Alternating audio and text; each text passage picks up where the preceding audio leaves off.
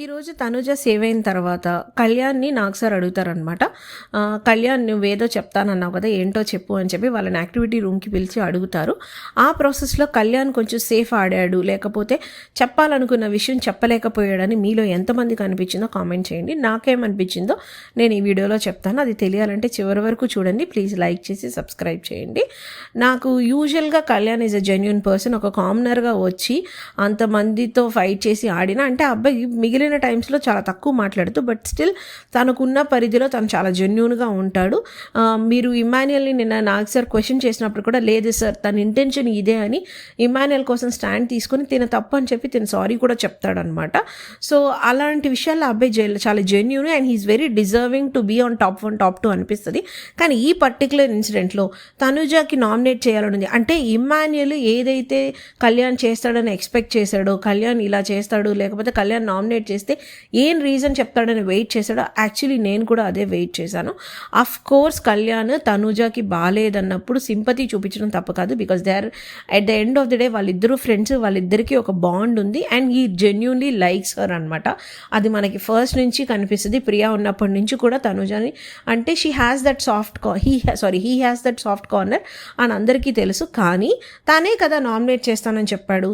So nominate చేస్తానని చెప్పి ఇమాన్యుయల్ దగ్గర అన్ని విషయాలు చెప్తాడు.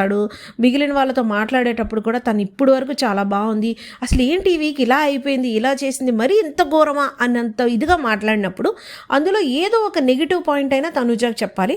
తను ఎక్కడ ఆ నెగిటివ్ పాయింట్స్ ఆ మండే తర్వాత నుంచి తను చెప్పలేదు తనుజాకి.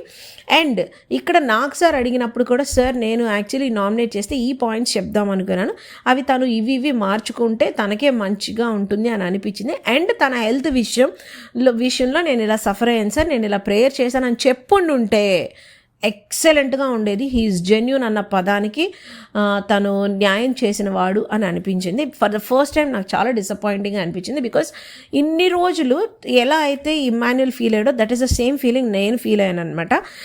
తన గురించి ఏదో ఒక కంప్లైంట్ అయితే ఉంది. ఆ కంప్లైంట్ నువ్వు ఎక్కడో దగ్గర చెప్పాలి. ఆ యాక్టివిటీలో రూమ్లో కాకపోయినా, నాకు సార్ ముందు కాకపోయినా తనతోనైనా తను చెప్పుండాలి. అలా తను చెప్పలేదు. ఇన్ కేస్ తన హెల్త్ గురించే అయ్యుంటే ఆ రోజు నైట్ తను వచ్చేసిన తర్వాత మాధురి గారు తనుజతో మాట్లాడమన్నప్పుడైనా, తను ప్రైవేట్గా మాట్లాడుకున్నప్పుడైనా చెప్పుండేవాడు. సో ఇక్కడ నాకు సార్ అడిగారు కాబట్టి ఏమీ చెప్పలేక ఇది చెప్పాడా, లేకపోతే this is also one of the పాయింటా అనే క్లారిటీ అయితే లేదు. కానీ నాకు నచ్చిన విషయం ఏంటంటే తన మీద కంప్లైంట్ ఉన్నదని ఏదైతే చెప్పాడో అది చెప్పుంటే తనుజకి కళ్యాణ్ అంటే మీద జెన్యూనిటీ తెలిసేది, తన పాయింట్ ఏంటో మనకు కూడా ఒక క్లారిటీ వచ్చి ఉండేది. సో ఈ పర్టికులర్ విషయంలో కళ్యాణ్ సేఫ్ ఆడాడని నాకు అనిపించింది.